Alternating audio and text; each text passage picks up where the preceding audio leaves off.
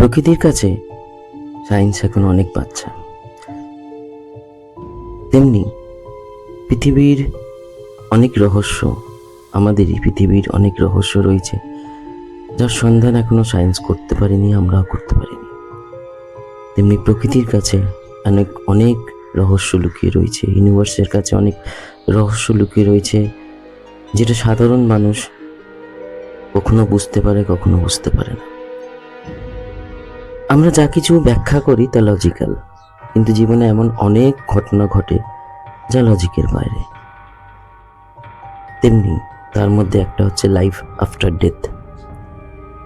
মৃত্যুর পরও জীবন একটা বিস্তারিতভাবে রয়ে যায় আমাদের এই পৃথিবীর মধ্যে। তার স্পন্দন কেউ অনুভব করতে পারে, কেউ অনুভব করতে পারে না। সেই ক্ষেত্রে আজকের এই ভিডিও আমি আলোচনা করেছি আপনাদের সঙ্গে আমাদের মৃত্যুর পর আর্থ বাউন্ডারি এনার্জি কিভাবে আমাদের সঙ্গে বসবাস করে, কি বলতে চায় এই সমস্ত নিয়ে। শুনুন সেটা। নমস্কার বন্ধুরা, welcome to Indian paranormal case file. কিন্তু কারণ হচ্ছে আমি একটা ইনভেস্টিগেশনে এসেছি। আমাদের যাবতীয় paranormal investigation Indian paranormal case ফাইলে রেজিস্টার হয়। আজকে আপনি আর্থ বাউন্ডারি এনার্জি যেগুলো থাকে না, যারা থাকে মৃত্যুর পর লাইফ, মানে বলতে পারেন আমার রিসেন্ট ডেথ স্পেশাল একটা এপিসোড বানিয়েছিলাম, এটার ধরুন তার সেকেন্ড পার্ট বানাচ্ছি। শুধু আর্থ বাউন্ডারি এনার্জির ওপর বানাচ্ছি আমি, আদার্স প্যারানর্মাল এন্টিটিকে আমি এই পার্টে রাখছি না। থার্ড পার্টে আমি ফাইনালি আদার্স এন্টিটির কথা বলবো। দেখুন, আমরা যেখানে এই মেটালিস্টিক জগৎ আর্থে বাস করি, এর সারাউন্ডিং আর একটা প্যারালাল ওয়ার্ল্ড, যেটা বলতে পারেন এই শীতকালে বা বর্ষাকালে আমাদের আরো ক্লোজার হয়। মানে স্পিরিট ওয়ার্ল্ড নয়, প্যারানর্মাল ওয়ার্ল্ড উইথ আমাদের ওয়ার্ল্ড ওভারল্যাপিং হয়। তার জন্য ওয়েদার বা অনেক কিছুর ব্যাপার থাকে। দেখুন, আমি অটোমেটিক্যালি একটা মোশন সেন্সর লাইট লাগিয়ে রেখেছি, যেখানে অটোমেটিক্যালি মোশন সেন্স করছে। আমি দেখাচ্ছি আপনাদের। দেখুন, এই লাইটটা 21 সেকেন্ড জ্বলে, আবার বন্ধ হয়ে যায়। ওখান দিয়ে এনার্জি পাসোয়াস করলে, কেউ না কেউ পাস করলেই লাইটটা জ্বলে উঠবে। বন্ধ হলে এনার্জি আছে ওখানে, দেখেছেন?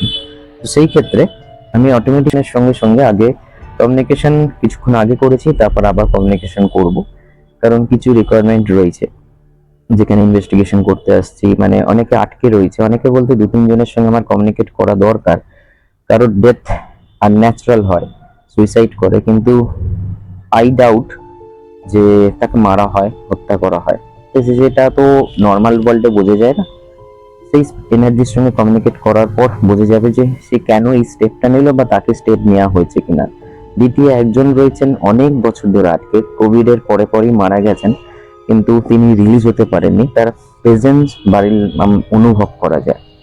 তো এই সমস্ত ব্যাপার নিয়ে আজকের ভিডিওটা খুব গুরুত্বপূর্ণভাবে শুনবেন। আমি অটোমেটিক্যালি এনার্জির সারাউন্ডিং, আমার প্রচুর এনার্জি রয়েছে, আমি যেটা সেন্স করতে পারছি, এবং যেটা যারা প্রপার মেডিটেশন করে সেটাই হচ্ছে মেন ব্যাপার। দেখুন, প্যারানর্মাল ইনভেস্টিগেশনের সামান্য কিছু বলে রাখি, শুধু যে এই মোশন সেন্সার লাইটটার উপর আমি ডিপেন্ড তা নয়, কিন্তু অন্যান্যদের মতো প্রপার মেডিটেশন ওয়েতে যখন আমরা ডিপ টাইপ মেডিটেশনে যখন মানে ডিপ ড্রাইভ করি, আমাদের পঞ্চ ইন্দ্রিয়ের সঙ্গে সঙ্গে ষষ্ঠ ইন্দ্রিয় বা মানে চাক্রাস এমন ভাবে অ্যাক্টিভেট হয় যে ফ্রিকোয়েন্সিতে অটোমেটিক্যালি তার ভাইব্রেশন আমরা সেন্স করতে পারি যে কোথায় কি এনার্জি আছে, সেটা হালকা পজিটিভ এনার্জি বা নেগেটিভ এনার্জি। এখানে নেগেটিভ পজিটিভ বোথ রয়েছে।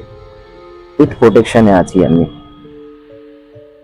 মৃত্যুর পর না একটা জীবন থেকেই যায়।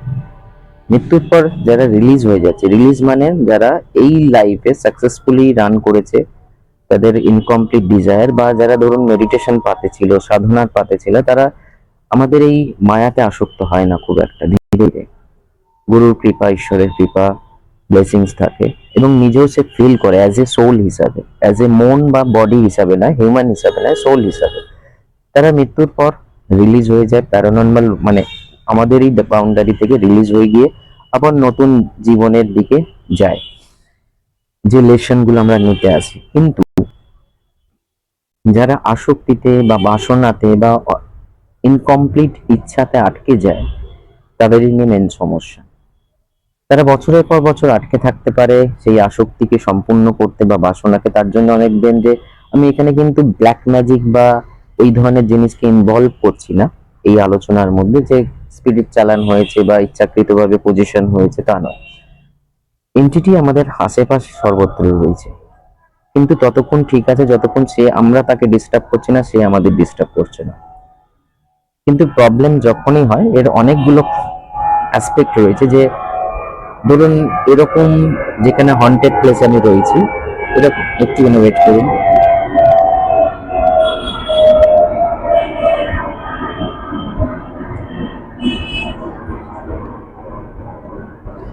যে হন্টেড প্লেসে রয়েছি বা যে ইনভেস্টিগেশন করতে এসেছি, এরকম অনেক জায়গা থাকে যেখানে আননেসেসারি যাওয়া উচিত নয়। কারণ সেটা আর একটা ওয়ার্ল্ড বা সেখানে আর একটা ডাইমেনশন বিলং করছে, সেখানে তারা থাকে, নিলেও তাদের অনুমতি বা ইউনিভার্সের অনুমতি থাকাটা দরকার। যেমন ধরুন যে কারণে আমি এখানে মানে স্পিরিট মানে এনার্জি কমিউনিকেশন করতে এসেছি বা এনার্জি রিডিং করতে এসেছি, তাদের সঙ্গে বক্তব্য বা কি তারা আমি যে ভাষায় কথা বলছি সেই ভাষা, এটা তো আমার জীবনের একটা মাতৃভাষা, কিন্তু একটা হয় সোল ল্যাঙ্গুয়েজ, মানে সেটা সম্পূর্ণ ভাইব্রেশনের মাধ্যমে। এরকম নয় যে ধরুন লাইটটা যে ব্লিঙ্ক করছে, এখানে তো বোঝাই যাচ্ছে যে আশেপাশে এনার্জি রয়েছে, কিন্তু সে কি বলতে চায় সাইন্টিফিক্যালি অনেক উন্নত। সেটা ধরুন ইকো বক্স রয়েছে বা ইভিপি রেকর্ডার রয়েছে, যে কিছু মানে ভয়েস রেকর্ড হয়, যেটা আমরা ডিজিটালাইজ করলে আরো ভালো বেটার বোঝা যায়। এছাড়াও আমরা ভাইব্রেশনের মাধ্যমে, যেটাকে টেলিপ্যাথি ইনক্লুড করতে পারেন, তার মাধ্যমে সে কি না যে এনার্জি আমার সামনে রয়েছে সে কি বলতে চাইছে, আমার প্রশ্নের উত্তর সে কিভাবে দেবে, নাও দিতে পারে তার ইচ্ছা অনুযায়ী। এখানে কোনো জোর জবরদস্তি করা হয়নি এনার্জিকে, যে প্ল্যান সেট করা হয়েছে বা কিছু করা হয়েছে। অ্যাজ এ ফ্রেন্ড হিসাবে, কারণ তারা আমার ভাইব্রেশন পাচ্ছে যে আমি তাদের শত্রু নয়, মিত্র, ফ্রেন্ড হিসাবে এসেছি, তাদের আমি মানে হেল্প করতে এসেছি বা তাদের সমস্যা শুনতে এসেছি। এটাই হচ্ছে মেন ব্যাপার, যে এরকম প্রচুর এনার্জি থাকে, আমরা কমিউনিকেট করি উইদাউট, ধরুন এটা তো ধরুন কেউ আমাকে বলেছে আমি এসেছি ঠিক আছে, কিন্তু এরকম আমরা অনেক জায়গায় এনার্জি রিডিং নিয়ে থাকি যে তাদের কোনো সমস্যা আছে কিনা, ইউনিভার্সিটি থেকে পারমিশন থাকে বা আমার গুরুর পারমিশন আছে যে তাদের কোনো সমস্যা আছে কিনা, বা কোনো পোর্টাল ওপেন পাচ্ছে না, সে বেরোতে পারছে না, অথচ সে বেরিয়ে যেতে চায়, তার এখানে আর কোনো কাজ নেই, তখন আমরা তাদের সেই পোর্টাল ওপেন করে রিলিজ করি। কিন্তু যখন ইনকমপ্লিট ইচ্ছা থেকে যায়, সেটা খাওয়ার ইচ্ছা হতে পারে, একজনের রয়েছে খাবার ইচ্ছার জন্য আটকে গেছে এবং তার জীবনে অনেক রকম ইচ্ছা ছিল, সেইগুলোকে ইনকমপ্লিট থেকে যাওয়াতে সে অসুস্থ হয়ে পড়ে। পরে বলতে পারেন এক ধরনের তাকে, এটাও কিন্তু তার সোল পারপাসে রয়েছে, কিন্তু যে তাকে ভুল ট্রিটমেন্ট করা হয়। কিন্তু মানে সোল অ্যাসপেক্ট থেকে আমরা তো দেখি না কোনো কিছু, আমাদের মাইন্ড এবং বডি অ্যাসপেক্ট থেকে দেখি, যার ফলে এই প্রবলেম গুলো হয়। তো সেখানে সে রিলিজ হতে পারেনি, আটকে গেছে এবং প্রচন্ড অ্যাগ্রেসিভ হয়ে রয়েছে। রিসেন্ট একটা সুইসাইড হয়েছে, সেই সুইসাইডও কিন্তু এনার্জি অ্যাগ্রেসিভ হয়ে রয়েছে। তো এদের কাছে আমি কমিউনিকেট করতে এসেছি, এরা আমার সঙ্গে কমিউনিকেট করছে, তাদের প্রবলেম শেয়ার করছে, কেন কিসের জন্য বৃত্তান্ত। অনেক সময় কি হয়, আপনি ধরুন কোনো পুরোনো বাড়িতে গেছেন বা আপনারই বাড়িতে বা আপনার ফ্ল্যাটে কোনো সোল এনার্জি রয়েছে, সে পার্টিকুলার কারোর সঙ্গে কমিউনিকেট করার চেষ্টা করছে। তার একটা কারণ হচ্ছে ধরুন এই যে ধরুন সুইসাইড হয়েছে বা কারোর মার্ডার করা হয়েছে বা কাউকে এমন কিছু মানে আনন্যাচারাল ডেথ হয়েছে তার, যেটা সে ফিল করাতে চায় আর একজনকে, যে তার কতটা কষ্ট সে অনুভব করেছে। আমি মানে ধরুন এই বছরের শুরুতে একটা এনার্জিকে রিলিজ করি, তার ব্লেসিংস আমার কাছে আছে। সে যখন রিলিজ হয় ব্লেস করে আমাকে, 65 বছর ধরে আটকে ছিল স্মৃতির মোড়ে একটা জায়গায়। সে যখন রিলিজ করি তাকে মহাবিদ্যা রিচুয়ালস এর মাধ্যমে, সেই এনার্জি কিন্তু ব্লেস করে গেছে। কারণ একটা হচ্ছে যে এটা মানুষের আশীর্বাদ, আর একটা হচ্ছে যে এনার্জির আশীর্বাদ আমি প্রচুর পাই। এটা আপনাদের সঙ্গে শেয়ার করলাম এই কারণে, এটা হঠাৎ করে বলে ফেললাম। যদি মনে হয় এডিট করার সময় কেটে দেবো, নাহলে থাকবে। হয়তো এটা অনেকের কাছে এটা ঢপ, যারা দেখুন একদমই মানেন না তাদের কাছে এটা একটু ঢপ বা লোক ঠকানো বা মানুষকে বিভ্রান্ত করা, এরকম কমেন্টস তো আপনারা দেখেইছেন।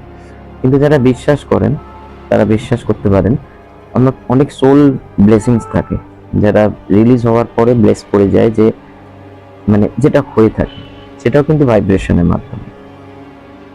আবার কিছু সোল এনার্জি রয়েছে, সেই যে প্রবলেমটা করেছিল যেটার জন্য তার আটকে রয়েছে, সেই ক্ষতি চাই। যেমন ধরুন রোড অ্যাক্সিডেন্ট বারবার হয়, একই প্লেসে হচ্ছে, বা একই মেট্রো স্টেশনে বারবার সুইসাইড হচ্ছে, এটা কিন্তু এনার্জি ট্র্যাপিং বলা যেতে পারে। তখন সেই রোড পুজো করে সেই ডেড পোর্টালটাকে বন্ধ করে এনার্জিকে রিলিজ করা হয় এবং ধীরে ধীরে সেটা নর্মাল ভাইব্রেশনে ফিরে আসে। যেটা একটা রোড ভাইব্রেশন বা হাই রোড ভাইব্রেশন, প্রত্যেকটা জায়গায় তো একটা নির্দিষ্ট ফ্রিকোয়েন্সিতে ভাইব্রেট করছে, সেই জন্য বললাম। ডেথের আর একটা অ্যাসপেক্ট হচ্ছে যে ধরুন কারো রোড অ্যাক্সিডেন্ট হয়েছে, সে চায় না অন্য কারো রোড অ্যাক্সিডেন্ট হোক, সেইভাবে মরে, মানে মৃত্যু হোক। সে আমাদের গাইড করে। এগুলো হাইওয়েতে অনেক সময় দেখা যায়। যারা হাইওয়ে ড্রাইভার, ট্রাক ড্রাইভার বলুন বা লং রুটের ড্রাইভার, তারা অনেক সময় এগুলোকে ফিল করে, বা আমাদের সঙ্গে এরকম অনেক ধরনের এনকাউন্টার ঘটে যেটা আমরা ফিল করতে পারি। দেখুন এখানে কিন্তু লাইট পুরোপুরি বন্ধ হয়ে গেছে, এখানে কিন্তু এনার্জি সেন্স এখন হচ্ছে না, কারণ এখানে এনার্জি ছিল মুভ করে ওইদিকে চলে গেছে। আমি যদি দেখাই দেখতে পাবেন এখানে কোনো এনার্জি চেঞ্জ হচ্ছে না এখন, কারণ এখন সামনের দিকে গেছে আমার। আমি যদি ওইখানে মোশন সেন্সর লাইটটা দিই ওখানে ব্লিঙ্ক করবে। তো এই যে বডি সেন্স, এই যে জিনিসটা যে আমি বুঝতে পারছি, আপনাকে অনেকেই আপনারা ইনবক্স করেন যে আমি খুব ইন্টারেস্টেড।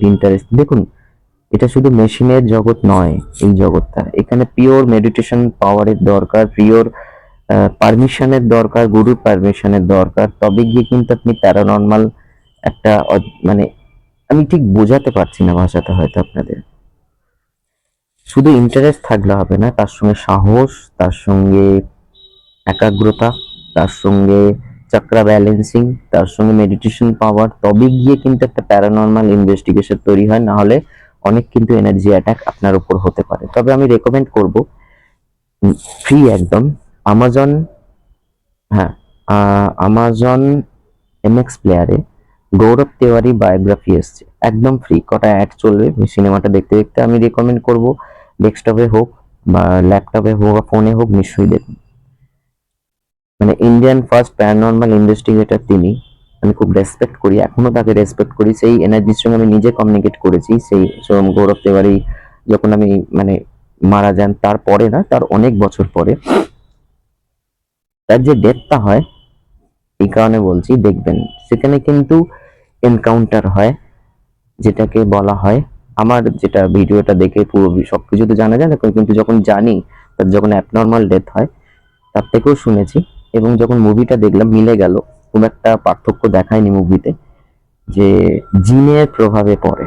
সেই জন্যে শুধু যে প্যারানর্মাল ইনভেস্টিগেশন কিছু মেশিনের মাধ্যমে হয় তা কিন্তু নয়। প্যারানর্মাল ইনভেস্টিগেশনের জন্য নিজের এনার্জিকে ব্যালেন্সিং, গ্রাউন্ডিং এবং এনার্জি ভাইব্রেশনকে, ফ্রিকোয়েন্সিকে ধরে থাকাটা একান্ত দরকার। তার সঙ্গে সঙ্গে তন্ত্রের পথে যদি আপনি এক্সপার্ট মানে একজন হন, যেহেতু আমার তন্ত্র আমার সাবজেক্ট, মহাবিদ্যা তন্ত্র এবং ভৈরব তন্ত্র, ফলে এটা আমার একটা বলতে পারেন বিশাল বড় অ্যাডভান্টেজ। শুধু যে আমি প্যারানর্মাল সাইডে লড়ছি তা নয়, আমার সঙ্গে প্রপার ইউনিভার্সের এনার্জি কাজ করে। সেই জন্য শুধু ইচ্ছাটা নয়, প্রপার মেডিটেশন আগে প্র্যাকটিস করুন, তারপর ধীরে ধীরে এই অদৃশ্য ওয়ার্ল্ডের দিকে আসুন। আর ওই আরেকটা কথা, সেটা হচ্ছে যে আমরা কিন্তু আজকের এপিসোডে আর্থ বাউন্ডারি এনার্জি, যারা মৃত্যুর পর আটকে যায়, সেই লাইফটা কিন্তু 2 বছরও হতে পারে। সেই লাইফটা, এবার দেখুন সোলের একটা নির্দিষ্ট ফ্রি উইল থাকে, আমাদের প্রত্যেকেরই ফ্রি উইল থাকে। আমি অনেকবার ডিসকাস করেছি যে একটা দেশলাইয়ের বাস্ক আপনার কাছে আছে, আপনি সেটা মোমবাতি জ্বালাবেন না ঘর জ্বালাবেন সেটা আপনার ডিসিশন। মৃত্যুর পরে যে এঞ্জেলসটা নিতে আছে, এরকম না যে জোর জবরদস্তি টেনে নিয়ে যায়, অনেক রকম মিথ আছে আমাদের কাছে। তো সেই ক্ষেত্রে বলে রাখি যে যদি সে চায় সোল যে তার আসক্তির জন্য এখানে আটকে থাকতে, সে 2 বছর কেন, আপনি যত ইচ্ছে রিচুয়ালস করুন, সে রিলিজ হবে না। সেই জন্য মৃত্যুর পর তাদের, ধরুন আমরা এই যে দেখুন আজকে আমারও যদি কেউ রিলেটিভ মারা যায়, ক্লোজ কেউ যায়, আমারও চোখে জল আসবে, কারণ আমরা মায়ার জগতে রয়েছি, কিন্তু নলেজটা আমার সঙ্গে রয়েছে, কি করা উচিত কি করা উচিত না। আমাদের যদি সোল কন্ট্যাক্ট থেকে যায় তাহলে আমরা আবার কোনো জন্মে মিলিত হব, কিন্তু তাকে এরকম অদৃশ্যভাবে ধরে থাকাটা উচিত নয়। আমরা অনেক সময় এনার্জিকে জানতে হোক অজান্তে হোক ধরে থাকি, তার ছবির মাধ্যমে তাকে খেতে দিচ্ছি, তার খাবার নিজেরা খাচ্ছি, তার জিনিসপত্র ব্যবহার করছি, তো এনার্জি ট্র্যাপিং হয়ে যায়। ফলে এই জিনিসগুলো করবেন না। আপনি যে কোনো ধর্ম থেকেই হোক রিলিজ করে দেওয়া উচিত। যে একবার শরীর ছেড়ে বেরিয়ে গেছে তাকে রিলিজ করুন। হ্যাঁ, স্মৃতি, দুঃখ, কষ্ট, ইমোশন সব থাকবে। আমরা যতক্ষণ না, কারণ সেই জন্যই যারা লাভড ওয়ান হয়, আমাদের যারা প্রিয়জন হয়, বলা উচিত যে তুমি যতক্ষণ এখানে ছিলে খুব ভালো কাটিয়েছো, তুমি লাইফ ভালো লিড করেছো, আমি তোমাকে নিয়ে প্রচন্ড হ্যাপি ছিলাম। তুমি এবার যে লাইটের উদ্দেশ্যে যাও, নতুন জীবনে যাও, আবার দেখা হবে। ফলে তাকে রিলিজ করা উচিত। নাহলে অনেক সময় তার ইচ্ছা থাকুক বা না থাকুক, এই যে আমরা কাঁদছি, আমরা তার জিনিসপত্র ঘাঁটছি, তাকে মনে করছি, এই জন্য থেকে যায়। ফলে আমি আরো আলোচনা করতে পারি, তবে এখানে কমিউনিকেশনে রাত হয়ে যাচ্ছে। আমি আরো কিছু ডিটেলসে থার্ড পার্টে আমি এই পার্টটার যেটা আমি ছাড়লাম এখানে, সেই পার্টটাকে নেব, এবং paranormal after death, death special এপিসোডে আফটার ডেথ আরো কি কি ঘটতে পারে, যেটা আমার প্র্যাকটিক্যাল এক্সপিরিয়েন্স, যেভাবে আমি ইনভেস্টিগেশন করে থাকি, স্পিরিট মানে এনার্জি কমিউনিকেশন করে থাকি, সেই বিহাপে বা সেই নলেজটা যেটা রয়েছে তার মাধ্যমে ভিডিও বানাবো। আপনাদেরও যদি এরকম কোনো ঘটনা ঘটে থাকে, আপনি শেয়ার করতে পারেন। প্যারানর্মাল কেয়ার ফেসবুক পেজ এবং ইউটিউব চ্যানেল আমি শেয়ার করব। এটা খুব পুরোনো কনসেপ্ট, তবুও বলে রাখলাম। এবং আপনি যদি এরকম ধরনের কোনো প্রবলেমে থেকে যান, আমাদের সঙ্গে paranormal Indian paranormal case file মানে প্যারানর্মাল কেয়ারের সঙ্গে যোগাযোগ করতে পারেন। আমরা গিয়ে প্রপার ইনভেস্টিগেশন করব, কমিউনিকেশন করার পর তার ইচ্ছা জানবো, সে বেরোতে চায় কি না চায়, বা সে যদি আপনি মনে করছেন যে আপনার আপনি প্রচন্ড হন্ট করছে আপনাকে বা ডিস্টার্ব করছে, তো সেই জায়গায় আমরা এমনি রিলিজটা, অনেক সময় এনার্জিকে অন্য জায়গায় রিলিজ করতে হয়, তাকে একটা বাসস্থান দিতে হয়। নাহলে আপনার জায়গা ছেড়ে সে কোথায় যাবে, সে যদি বেরোতে না চায়, সেটা আমরা কাজ করে থাকি, সেটা এনার্জি ওয়ার্ল্ডের কাজ। তো সেটা প্রপার ইনভেস্টিগেশন হবে, প্রপার স্পিরিট কমিউনিকেশন হবে, দেন সেটা ক্লেন্সিং কিভাবে হবে তখন ঠিক করা যাবে। তো চলুন আজকে এই অবধি। আপনাদের অভিজ্ঞতা থাকলে নিশ্চয়ই আমার সঙ্গে ইনবক্স করবেন, সেই ঘটনাটাও শেয়ার করা যাবে। নমস্কার।